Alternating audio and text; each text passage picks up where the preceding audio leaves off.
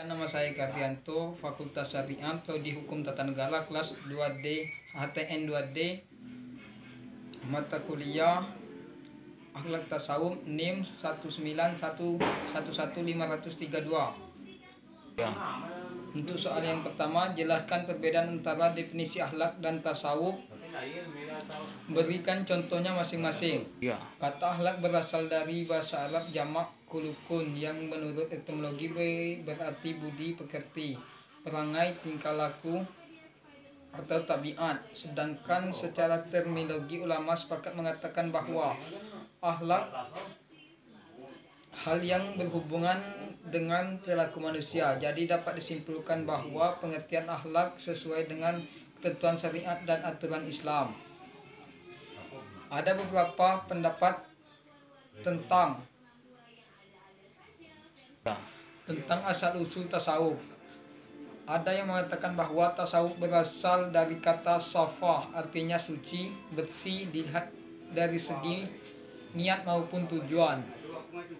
Dari setiap tindakan dan ibadah kaum sufi, maka jelaskan bahwa semua itu dilakukan dengan niat suci untuk membersihkan jiwa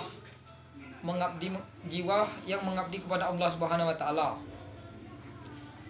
Ada lagi yang mengatakan tasawuf berasal dari kata saf, artinya saf atau baris. Mereka dinamakan sebagai para sufi menurut pendapat ini karena berada pada baris saf pertama di depan Allah, karena besarnya keinginan akan mereka tentang Dia, kecenderungan hati mereka terhadapnya. Objek kajian tasawuf adalah hati atau jiwa manusia. Pembahasannya tidak secara fisik karena hal tersebut lebih banyak ke masalah psikologi manusia atau biologi. Namun pembahasan tasawuf lebih banyak menekankan pada masalah jiwa atau secara imateri. Ya. Untuk pertanyaan kedua, tuliskan hadis Nabi tentang akhlak dan hadis Nabi tentang dalam masalah tasawuf. Jelaskan. Sesuatu yang halal adalah jelas dan sesuatu yang haram adalah jelas. Di antara keduanya ada sesuatu perkara yang mutasyabihat. Tidak banyak manusia yang mengerti tentang hal yang mutasyabihat. Barang siapa yang menjaga diri dari hal-hal yang subhat, tidak jelas, yang halal atau yang haram, maka akan terjaga agamanya. Dan barang siapa yang tidak dapat menjaganya, maka seperti pengembala kambing yang mengembala di lading luas yang dimungkinkan kembali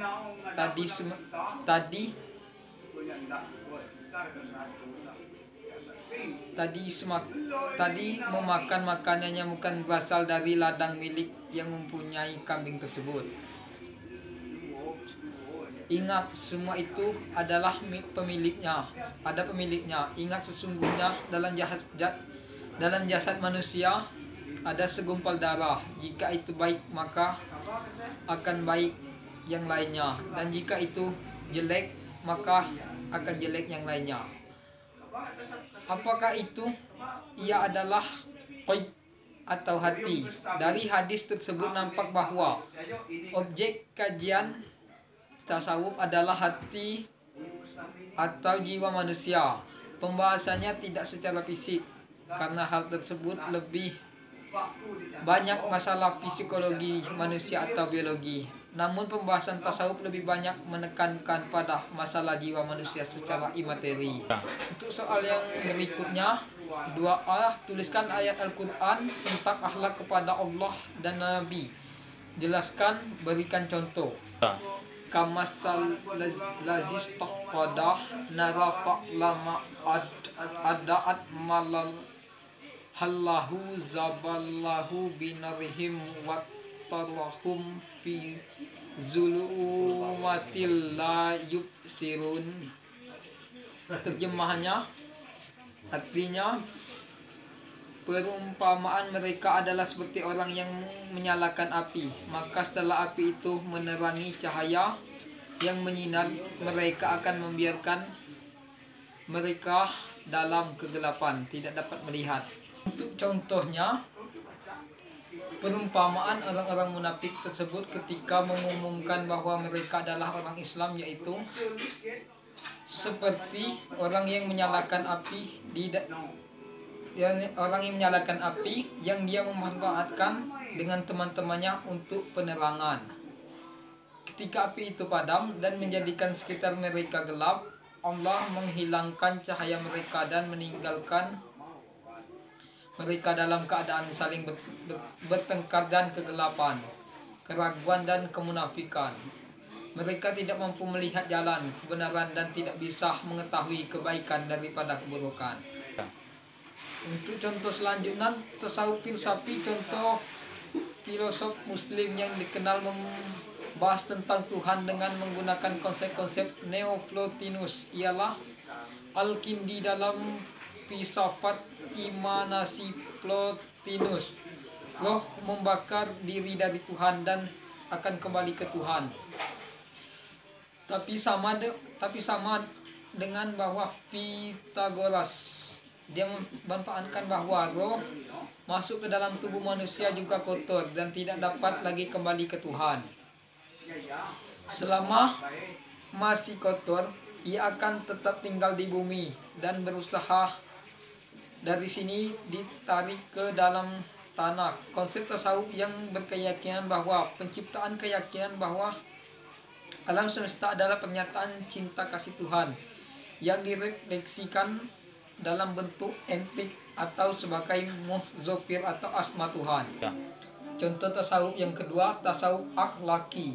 Ketika mempelajari tasawuf, ternyata pula bahwa Al-Quran dan hadis mementingkan akhlak, karena Al-Quran dan hadis mementingkan nilai-nilai kejujuran, kesetiakawanan, persaudaraan, dan rasa kesosialan dan keadilan, tolong-menolong, murah hati, suka memberi maaf, sabar, baik sangka, berani, kesucian, hemat ilmu dan berpikiran luas.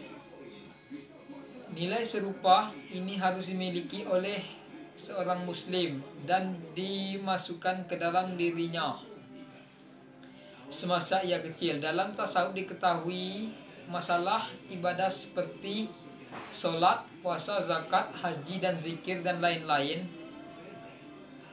Semua itu dilakukan dalam rangka mendekatkan diri kepada Allah Subhanahu wa Ta'ala, dan ibadah tersebut berhubungan dengan akhlak, ibadah takwa, dan takwa berarti melaksanakan perintah Tuhan dan mementingkan larangan Tuhan. 3. Contoh tasawuf yang ketiga, tasawuf irfani. Contoh ucapan As-Musri selagi kedua tangan dan haknya dibelenggu sambil dibawa ke hadapan penguasa dan dilaksanakan oleh orang-orang banyak. Ia berkata, ini adalah salah satu pemberian Tuhan dan karunia-Nya. Semua perbuatan Tuhan merupakan nikmat dan kebaikan. 3. Yang untuk soal yang ketiga, apakah perbedaan zuhud dan wara? Jelaskan dengan berdasarkan ayat Al-Quran dan hadis Nabi. Berikan contoh masing-masing. Sebagian ulama mengatakan bahwa tidak ada perbedaan makna antara wara dan zuhud, sehingga mereka menggunakan dua istilah tersebut dalam satu pembahasan saja. Namun yang nampaknya lebih tepat, ada perbedaan antara keduanya. Yang lebih tepat adalah sebagaimana dikatakan oleh para ulama bahwa zuhud adalah meningkatkan semangat untuk meraih hal yang tidak bermanfaat bagi akhirat, seperti berlebihan dalam hal-hal yang mubah yang dapat membuat seseorang lalai dari ketaatan Allah Subhanahu wa Ta'ala. Adapun wara yang syar'i adalah meninggalkan hal-hal yang dapat membahayakan nasib kita di akhirat, namun di dalamnya adalah meningkatkan hal-hal yang haram dan syubhat, karena perkara syubhat itu terkadang merupakan hal yang membahayakan nasib seseorang di akhirat. Namun perlu diketahui bahwa zuhud dan wara itu adalah sebuah tingkatan yang tidak dicapai oleh semua orang. Ibnul Qayyim dan Al-Fawaid mengatakan, hati yang selalu terkait dengan syahwat tidak sah baginya zuhud dan wara. Ya. Untuk soal berikutnya yang 3B, apakah yang dimaksud manusia hedonisme dalam gaya hidup? Jelaskan.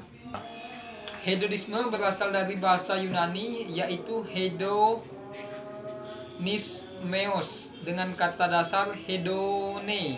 Kata hedone memiliki arti kesenangan, sedangkan hedonisme diartikan cara pandang yang menganggap bahwa orang yang menjadi bahagia dengan mencari kesenangan sebanyak mungkin. Kesenangan tersebut bisa didapatkan melalui berbagai cara seperti menikmati hiburan, memiliki harta, kegiatan seksual dan sebagainya. Ya. Untuk kelanjutannya, hedonisme merupakan pandangan hidup yang menganggap bahwa tujuan hidup yang paling utama adalah kesenangan dan kenikmatan. Bagi para penganut paham ini, mereka menjalani hidup sebebas-bebasnya demi memenuhi hawa nafsu yang tanpa batas.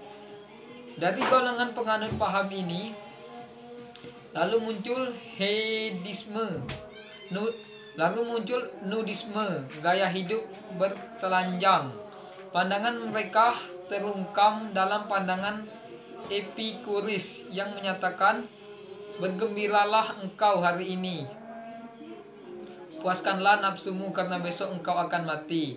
Seiring berkembangnya kemajuan zaman, gaya hidup hedonis semakin menjelajah, meracuni kalangan masyarakat, baik itu dari segi kaum muda sampai kaum yang tua. Hal itu dapat dicontohkan dengan menyebarnya tempat-tempat hiburan malam, diskotik, dan kaum muda hingga kaum tua datang menghabiskan waktu bersenang-senang, berpoya-poya, berzina, dan sebagainya. Selain itu, mereka juga menghamburkan uang untuk pergi ke pusat perbelanjaan untuk memuaskan segala keinginan. Hedonisme juga merubah gaya berpakaian bagi para paham yang menganutnya. Pada paham yang menganutnya, umumnya mereka berpakaian setengah telanjang, bahkan tidak malu-malu menggumbar auratnya di depan umum. Sudah banyak sekali masyarakat di sekitar kita yang menjalani gaya hidup tersebut, bahkan mendapatkan dukungan dari lingkungan sekitar, khususnya di kota-kota besar.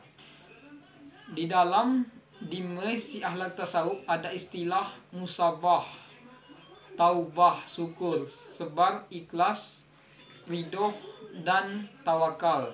Jelaskan masing-masing istilah tersebut berdasarkan ayat Al-Quran dan hadis Nabi, lalu dihubungkan dengan kehidupan kita sekarang yang serba susah payah dan lagi sulit.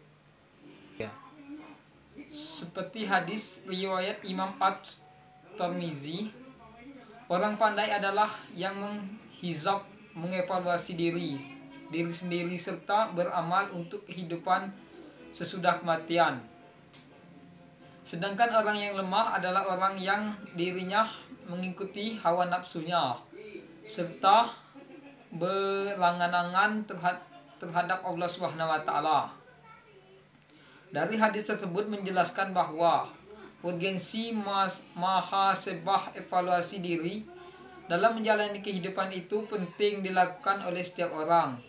Namun secara luasnya, muhasabah diri tentu dapat menjadi petunjuk diri tentu dapat menjadi petunjuk bagi hal di luar diri sendiri, seperti kegiatan dan pekerjaan yang dijalani. Muhasabah dapat menunjukkan apa saja kesalahan yang dibuat seseorang sehingga bisa terjadi sebuah kegagalan. Tentu dari kegagalan itulah seorang bisa bangkit dan kembali memperbaiki langkahnya agar tidak kembali gagal. Seorang muslim akan menemukan strategi baru dalam berdakwah dan melakukan kegiatan dalam berbuat baik, Jadi jangan lelah untuk bermusabah dan mengoreksi diri dari kesalahan. Iya. Demikianlah jawaban UTS dari saya. Lebih dan kurang saya mohon maaf. Kepada Allah saya mohon ampun. Wassalamualaikum warahmatullahi wabarakatuh.